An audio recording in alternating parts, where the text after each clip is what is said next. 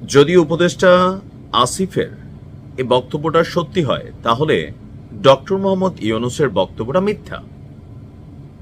দুইটা তো সত্যি হতে পারে না, কারণ ডক্টর মোহাম্মদ ইউনূস আন্তর্জাতিক প্ল্যাটফর্মে গিয়ে যখন তিনি আমাদের উপদেষ্টা মাহফুজ তাকে তিনি পরিচয় করে দিলেন যে মাস্টারমাইন্ড হিসাবে, ওই সর্বপ্রথম জুলাই আগস্ট অভ্যুত্থানের পর পুরো জাতি অবাক হলো যে কে এই মাস্টারমাইন্ড মাহফুজ। কারণ ডক্টর মোহাম্মদ ইউনূস খোদ আন্তর্জাতিক মঞ্চে এই মাহফুজকে পরিচয় করে দিয়েছিলেন বিশ্বের সামনে যে জুলাই আগস্ট অভ্যুত্থানের মূল মাস্টারমাইন্ড হচ্ছে উপদেষ্টা মাহফুজ।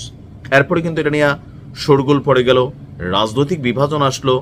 ডক্টর মোহাম্মদ ইউনূস কিন্তু তিনি তার বক্তব্য এখন পর্যন্ত প্রত্যাহার করেন নাই, আর যদি করে থাকেন আমার হয়তো নলেজে নাই, বাট আমার ধারণা তিনি তার বক্তব্য প্রত্যাহার করেন নাই। এখন ডক্টর মোহাম্মদ ইউনূসের বক্তব্য যদি সত্যি হয়ে থাকে তাহলে আজকে উপদেষ্টা আসিফ তিনি যে বক্তব্য দিয়েছেন তারটা নিশ্চয় মিথ্যা।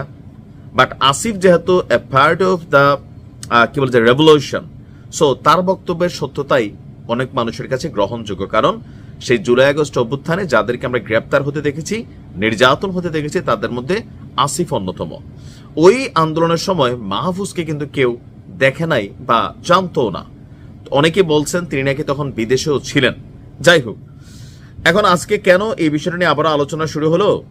আজকে 24শে জুলাই আন্দোলনে প্রধান কুশীলব বা মাস্টারমাইন্ড হিসাবে কেউ ছিল না, দাবি অন্তর্বর্তী সরকারের উপদেষ্টা আসিফ মাহমুদ সজীব ভুঁইয়ার। আজকে আপনারা জানেন যে আন্তর্জাতিক অপরাধ ট্রাইব্যুনালে যে বিচার চলমান আছে, সেই বিচারের সাক্ষী হিসাবে বা প্রধান একজন ব্যক্তি হিসাবে আজকে আন্তর্জাতিক অপরাধ ট্রাইব্যুনাল একে যে মানবতা বিরোধী অপরাধের মামলা আছে, সেই মামলায় জেরার সময় আপনার এমন দাবি করেন তিনি। বিকেল 3টার পর ট্রাইব্যুনাল একের চেয়ারম্যান বিচারপতি মোহাম্মদ গোলাম মুর্তুজা মজুমদারের নেতৃত্বাধীন 3 সদস্যের বিচারিক প্যানেলে এই মামলায় টিএমপির সাবেক কমিশনার হাবিবুর রহমান সহ 8 জনের বিরুদ্ধে সাক্ষ্য দেয় আসিফ মাহমুদ। তো তাকে যখন জেরা করা হয়, এক প্রশ্নে তিনি বলেন যে তাকে প্রশ্ন করা হয় যে তাদের আন্দোলনের কোনো মাস্টারমাইন্ড ছিল কিনা। জবাবে আসিফ বলছে যে গত বছরের 5 জুন কোটাপথা পুনর্বহালের রায়ের পর আমরা 58 জন সমন্বয়ক সহ সমন্বয়ক মিলে বৈষম্য বিরোধী ছাত্র আন্দোলনের ব্যানারে আন্দোলন শুরু করি। এতে কোনো রাজনৈতিক দলের ইন্ধন ছিল না, আন্দোলনের প্রধানও কেউ ছিল না, সমন্বয়কদের সবার মর্যাদা সমান ছিল। তো যোগাযোগের মাধ্যম কি ছিল? যোগাযোগ মাধ্যম হিসেবে তারা ফেসবুক এবং হোয়াটসঅ্যাপ ব্যবহার করেছে।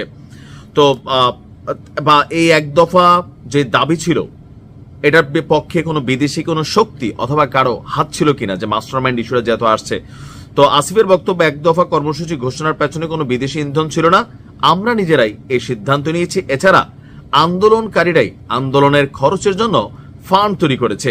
তাহলে প্রশ্ন হচ্ছে যে মাস্টারমাইন্ড ইস্যুটা নিয়ে আমার মনে হয় আমাদের প্রধান উপদেষ্টা তিনি যে বক্তব্য দিয়েছেন তার এই বক্তব্য নিয়ে সারা বাংলাদেশে তোলপাড় হয়েছে, রাজনৈতিক দলগুলোর সাথে ওনার দূরত্ব হয়েছে। তখন সবাই ভাবতো এনসিপির উত্থান বা এই দলটাকে তৈরির পেছনে ডক্টর ইউনূসের দুরবি সন্ধি আছে, কিন্তু যত দিন যাচ্ছে বিষয়গুলো ক্লিয়ার হয়ে যাচ্ছে।